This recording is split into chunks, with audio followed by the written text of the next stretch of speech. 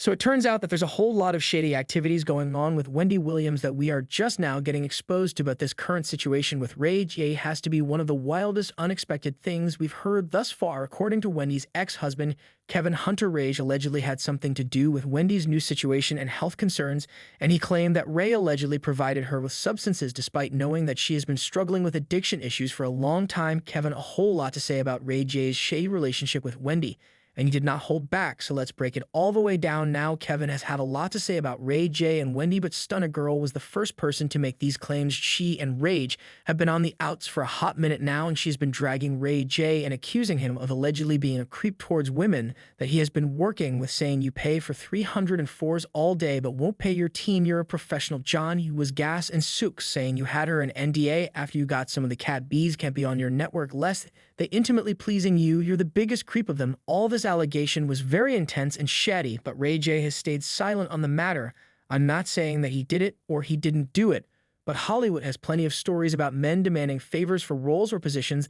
The drama has been going on for ages, but it's only gotten worse when Stunna dropped a bombshell accusing Ray of worsening Wendy's substance struggles. Wendy's battle back with substances is very well known, and according to Stunna, Rage played a part making things worse for Wendy. Instead of constantly being worried about me, Rage needs to focus on what he did to Wendy Williams. She ain't been the same since you took her on that binge gang. This news sparked a whole lot of controversy, especially considering Wendy's health struggles and the recent updates that we've heard. In February, her team announced that she had been diagnosed with dementia. They said in 2023, after undergoing a battery of medical tests, Wendy was officially diagnosed with primary progressive aphasia and frontal temporal dementia (FTT). Her symptoms, which combine impact her language and communication behavior and cognitive functions, have already presented significant hurdles in Wendy's life.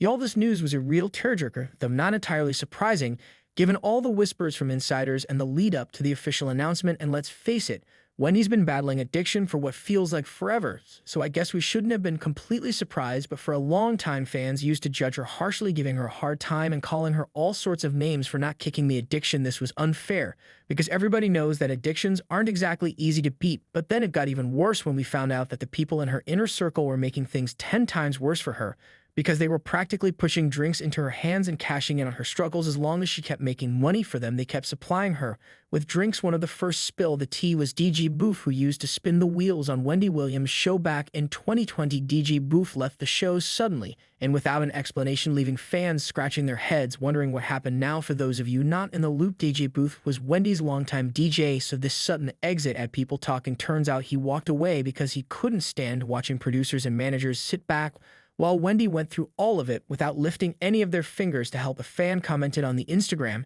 and said, "Wendy, you need to stop your show and seriously get help. Your camp is just watching you spiral instead of helping you. Shame on them." Another fan commented on this and said she don't listen to them, probably why EJ Boof left the show. Then DJ Boof himself replied to this fan and said, "Yep, exactly, and it would all come out. Y'all have no idea what's really going on, and everyone there's afraid to speak up because they don't want to lose their jobs. This is going to play out bad. I feel sorry for the workers, and have a blessed day." So rumor hated that Wendy's inner circle actually encouraged her addiction because they figured that it's easier to control someone when they're not all there mentally. Wendy did try rehab and even did a stint in a halfway house, but sadly she kept falling back into the same thing each time. But now, with Stunna spilling this new tea, fans are buzzing about whether Ray J might have been one of those alleged enablers. Just to catch you up, Wendy and Ray J have been tight for years. They were so close at times that whispers started going on about them being more than just friends and maybe even a secret romance. But both Wendy and Rage have always insisted that they're just good pals and nothing more. But it is curious, isn't it? Rage has been seen often with Wendy during her toughest times, and there are multiple pictures of them together. Wendy sometimes looks a bit spaced out when she's with them, but let me be clear, I'm not saying stunt accusations about Ray J getting Wendy hooked on substances is 100% true. I'm just passing on the buzz and speculations, but fans have also noticed a weird and honestly kind of strange pattern. Ray J seems to have a habit of being around female celebs when they're struggling with substance issues. Take Whitney Houston, for example, an absolute legend, but she faced her own battles, especially towards the end. But hey, nobody's perfect. But you want to know who was right by her side through it all at the end. Yep, you guessed it, Ray J. But just like Wendy, Urge and Whitney had a super tight bond that had everybody speculating that they were more than friends, some even calling him her boy toy. Now, Ray J brushed off those rumors, insisting that they were just pals right before Whitney tragically passed away from an OD. They were seen together, leaving everyone guessing about the real story between them. Rage was one of the last people to see Whitney alive, and don't even get me started on how Whitney's autopsy was riddled with inconsistencies, suggesting more external trauma than initially reported. She had superficial abrasions on her forehead and nose, along with cuts on her left arm, hand, and shoulder. Moreover, the pathologist SWX pointed out that the water in the tub where she died was near boiling, making it practically impossible for her to have been in it comfortably.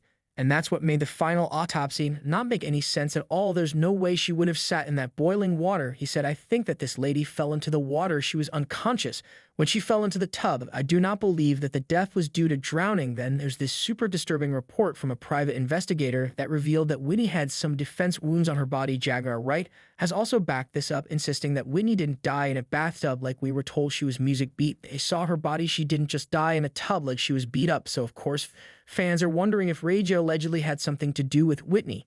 And now, considering Wendy's mental state, fans are wondering if he has something to do with Wendy's situation.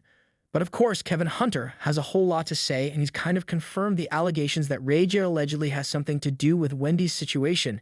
Now, there is a lot that we can say about Mr. Kevin Hunter, but there's one thing that no one can deny is that Kevin was there with Wendy from the very start, and he knows everything that happened. Now, Kevin might not exactly be the best person to speak on this because of his situation with Wendy. He has been trying to get his hands on Wendy for a minute, well, at least on her money, for a minute, saying stuff like Wendy was in rehab and these people just stopped depositing my money called Turkey. These people have tried to starve me out. At the end of the day, I earned that money and I'm not letting them take it. I know she is not in a good place and she is surrounded by people who are taking advantage of her condition, including this so-called guardianship.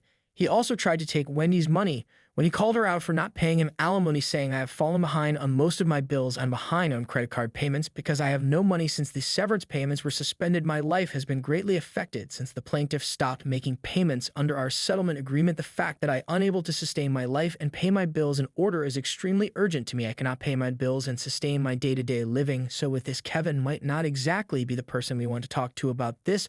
But like I said, he's been with Wendy from the very start, and according to him, Rage allegedly works as Wendy's handler, and he is reportedly the reason that Wendy keeps going in and out of rehab. Allegedly, every time Wendy comes out of rehab clean and ready to lead a new life, Ray J allegedly comes around with new drugs to lead her down a path of destruction again. According to Kevin, the powerful people in the industry are always trying to keep Wendy under because it's easier to keep her under control when she's out of it. Well, fans had a whole lot to say about this, and this fan commented, "Ray J is clearly a hand-ear. They send him to monitor things or finish the job because why is he always around the biggest celebrities at their lowest moments?" Other fans said, "What Stun Girl says about Ray J putting Wendy Williams on a drug binge doesn't surprise me because when Wendy Houston passed, I heard the same rumors of him being involved in her relapse, and very interesting that Spurl is coming out of nowhere."